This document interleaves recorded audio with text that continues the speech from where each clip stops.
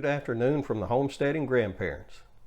Well, it's been about 2 weeks now since we had the cold weather, the low temperatures, and the old home place is starting to show the effects of those temperatures. So I thought I'd take you on a little tour and show you some of the citrus trees and some of the damage that's done, and we'll see exactly what happened. I'm starting to hear in the news or see on the Facebook feeds that palm trees and such have really taken a hit in the area. So it's going to be interesting to see how these citrus trees survive and if they do. But if they don't, like I say in one of the other clips here, is why we'll just cut them down and start again.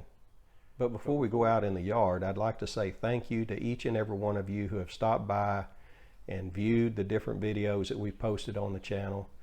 And a special thank you to each one of you that have chosen to subscribe. That means a lot to us. Thank you for sharing the videos. That as well means a lot to us. So thank you, and let's go look around and see what kind of damage we have. So these are some of our citrus trees here. This is a Louisiana sweet orange. You can see it's truly an orange leaf tree right now. That freeze did a number on them.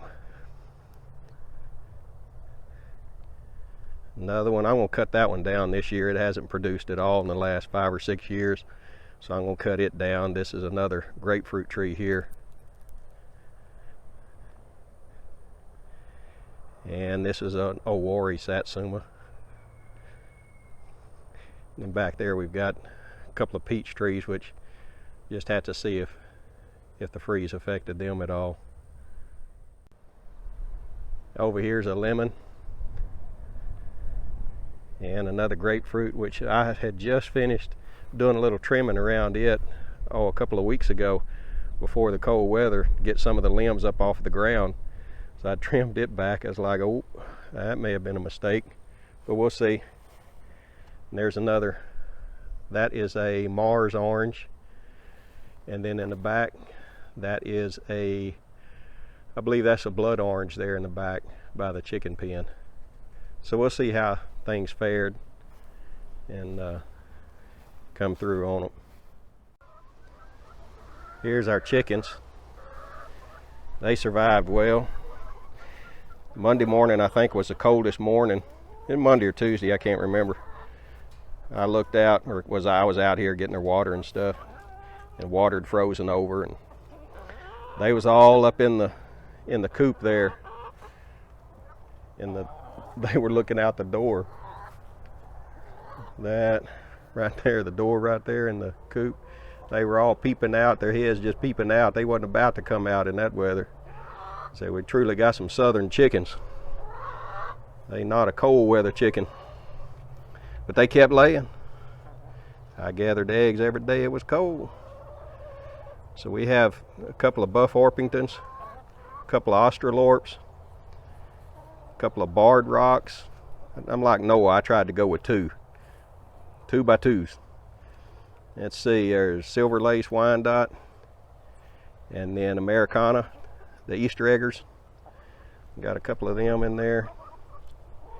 And one Production Red. I bought a pair of them. One of them turned out to be a rooster. Gave himself away crowing one morning. Like, oh, you got to go. Don't want you around here. There's the other Australorp. But I have really enjoyed the chickens. I've wanted chickens for a long time. Never would do it because I'd always heard how much of a pain they were. Fleas, lice, whatever. And these have not been that at all. They have been a real pleasure to have. Plus we get the eggs. And I enjoy coming out here and listening to them and watching them peck around. It's just relaxing for me. But anyway, we'll get back to some more of the freeze damage. This is a small pond that we have. And again, Monday or Tuesday morning, I can't remember which was the coldest morning, but actually ice was built up on it. And that is a rare occasion here in our area. Never freezes. That's the first time I've ever seen ice on it, and we've had it since '83. So Had a little bit of ice here on the south end piled up. And there's our honeybees way out there, and we'll be getting into them here shortly. We'll have some videos on them. We'll go out there and work around them, open them up. I need to do that here soon. This is starting to warm up, and they're going to be starting to get out and move around and hopefully start gathering nectar. Our onions here, they fared really well. I covered them up with hay on top of that, and then layered it with a couple of, I think it was some tarps, heavy blankets, whatever, but they survived real well. The radishes did okay. I covered them up. Why, I don't know, but I did, and they survived. This is our pool we put in, I think it was last year. Nan and I put this in for the kids, and they really enjoyed it last summer. But we actually had ice on here, and it was about 1/8 of an inch thick. I come out here the coldest morning, and pump, of course, it froze up. And when we lost power, all we lost was that salt generator. I had to replace that salt generator, which is right there. Had to replace that guy. And that was the only thing. Very blessed. We consider ourselves very blessed.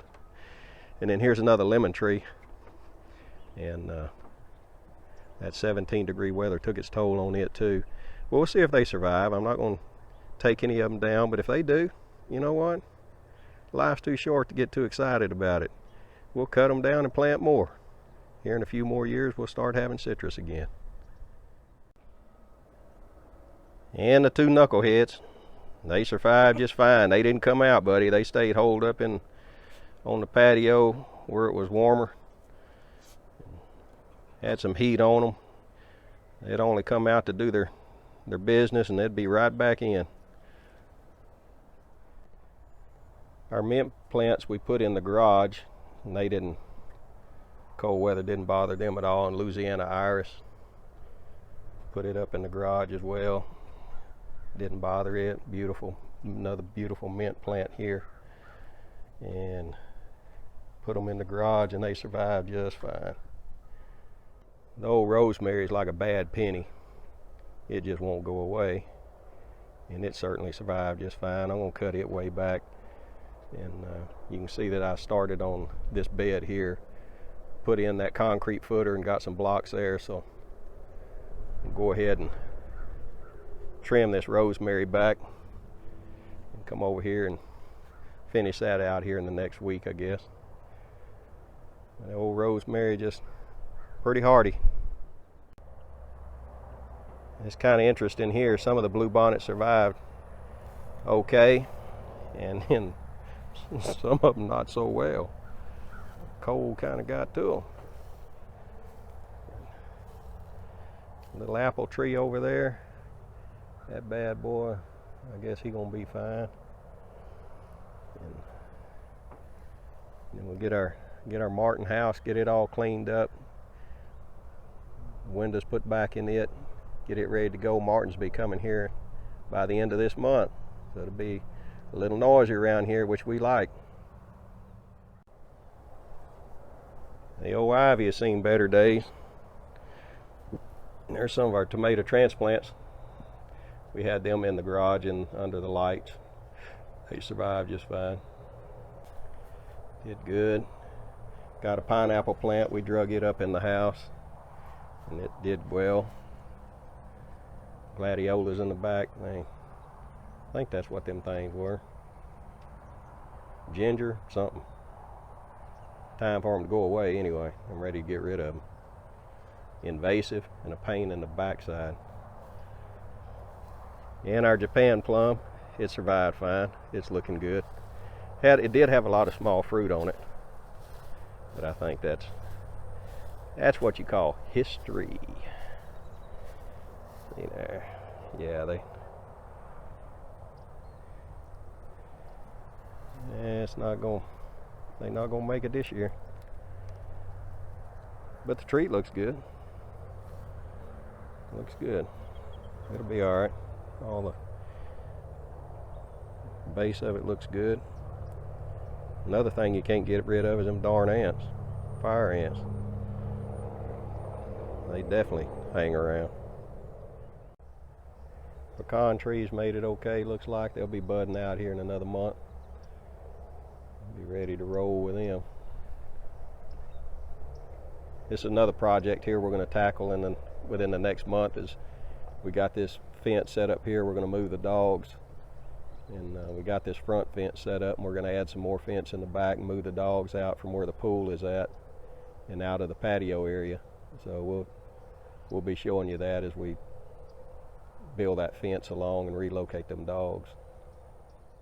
Well, all in all, we were blessed beyond measure. Lots of our friends around had pipe damage, lots of serious damage, but we were blessed. Can't complain. Life is good. God bless, and y'all take care.